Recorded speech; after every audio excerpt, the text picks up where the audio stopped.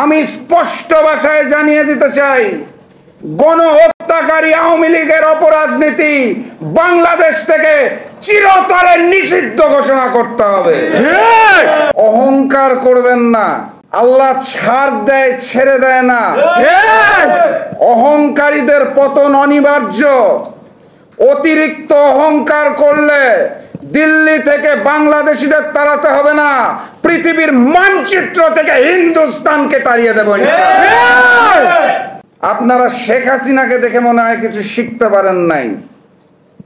বাংলাদেশকে ভারতের করদ রাজ্য বানিয়ে ভারতের তিলকওয়ালি মুখ্যমন্ত্রী শেখ হাসিনাকে আপনারা মসনদে বসিয়েছিলেন নিজেদের সুবিধার জন্য। সেই শেখ হাসিনার পতন থেকে আপনারা শিক্ষা নিতে পারেন নাই। এখনো ওপার থেকে হুঙ্কার দিচ্ছেন, আপনাদের মিডিয়ারা বানরের ভেংচি কাটছে, বাংলাদেশের বিভিন্ন অংশ দখলের হুমকি দিচ্ছেন। বাংলার তৌহিদি জনতা চুপ করে বসে থাকবে না, গলার টুটি চেপে ধরবে, সেভেন সিস্টার খণ্ড বিখণ্ড হয়ে যাবে।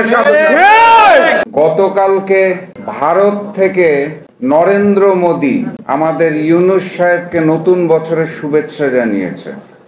প্রায় 1 মাস পার হয়ে যাবার পর আমার প্রশ্ন জেগেছিল যে এতদিন লাগলো কেন শুভেচ্ছা জানাতে। পরে আমার মনে পড়ল, আওয়ামী লীগ যারা তাদের নতুন পিতা সৃষ্টি করেছেন ডোনাল্ড ট্রাম্প, আগে ছিল শেখ মুজিব, নতুন পিতা বানিয়েছেন ডোনাল্ড ট্রাম্প। সেই ডোনাল্ড ট্রাম্প আমেরিকায় দায়িত্ব গ্রহণ করার পর নাকি কি ঘটে যাবে, ইউনূস সরকারকে পালাতে হবে, আমাদের নাকি জানাজা হবে না, কি জানি স্বপ্ন দেখছিল আওয়ামী লীগ, এবং সেই স্বপ্ন নরেন্দ্র মোদীর কাঁধেও ভর করেছিল। তিনি অপেক্ষা করেছেন, ডোনাল্ড ট্রাম্প শপথ গ্রহণ করেছেন, মোদী সাহেবের সাথে ফোনে আলাপ করেছেন, করে স্পষ্ট ভাষায় জানিয়ে দিয়েছেন বাংলাদেশ একটা আলাদা দেশ, ওইখানে তো আমি কিছু করতে পারবো না বাবারা। নরেন্দ্র মোদীর মনটা খারাপ হয়ে গেল, আর তো কোনো উপায় নাই। বাংলাদেশের মানুষ কলকাতায় যাওয়া বন্ধ করার পর থেকে কলকাতার হোটেল ব্যবসা শেষ, ব্যবসায়ীদের সকল ব্যবসা শেষ, তারা ভিক্ষার থালা নিয়ে রাজপথে ঘুরে বেড়াচ্ছে। নরেন্দ্র মোদী বুঝতে পেরেছে আর কোনো গতি নাই, অতএব শুভেচ্ছাটা জানিয়েই দেয়। 1 মাস দেরি হয়ে গেল নতুন বছরের শুভেচ্ছা জানাতে। আর ওইদিকে ভারতের আরেক নেতা, তার নাম হচ্ছে অমিত সাহা, অত্যন্ত অহংকারী সুরে উনি জানিয়েছেন 2 বছরের মধ্যে দিল্লি থেকে নাকি সকল বাংলাদেশিকে উনি তাড়িয়ে দিবেন, বিতাড়িত করবেন। আমি নরেন্দ্র মোদী এবং অমিত শাহকে স্পষ্ট ভাষায় জানিয়ে দিতে চাই, অহংকার করবেন না, আল্লাহ ছাড় দেয়, ছেড়ে দেয় না। অহংকারীদের পতন অনিবার্য। অতিরিক্ত অহংকার করলে দিল্লি থেকে বাংলাদেশিদের তাড়াতে হবে না, পৃথিবীর মানচিত্র থেকে হিন্দুস্তানকে তাড়িয়ে দেব। অহংকারের পতন অনিবার্য। আপনারা শেখ হাসিনাকে দেখে মনে হয় কিছু শিখতে পারেন নাই। বাংলাদেশকে ভারতের করদ রাজ্য বানিয়ে ভারতের তিলকওয়ালি মুখ্যমন্ত্রী শেখ হাসিনাকে আপনারা মসনদে বসিয়েছিলেন নিজেদের সুবিধার জন্য। সেই শেখ হাসিনার পতন থেকে আপনারা শিক্ষা নিতে পারেন নাই। এখনো ওপার থেকে হুঙ্কার দিচ্ছেন, আপনাদের মিডিয়ারা বানরের ভেংচি কাটছে, বাংলাদেশের বিভিন্ন অংশ দখলের হুমকি দিচ্ছেন।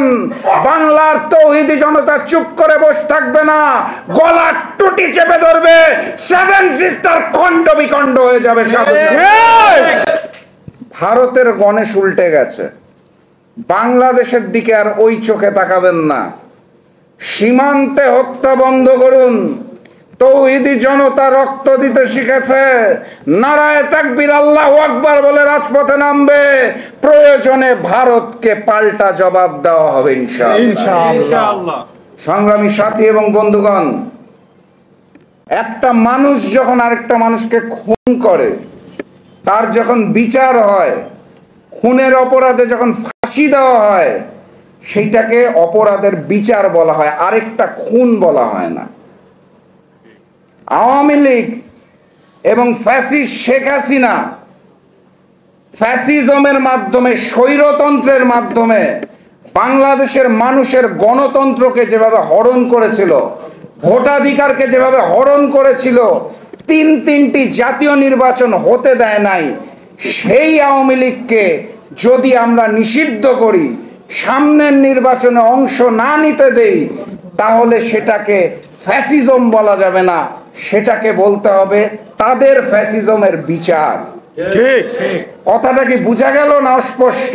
ঠিক বুঝা গেল। আমি দেখতে পাচ্ছি অসংখ্য বড় বড় নেতারা, আমাদের সমাজের অনেক সুশীল ব্যক্তি ওই আওয়ামী লীগকে নতুন করে পুনর্বাসনের পরিকল্পনা করছেন।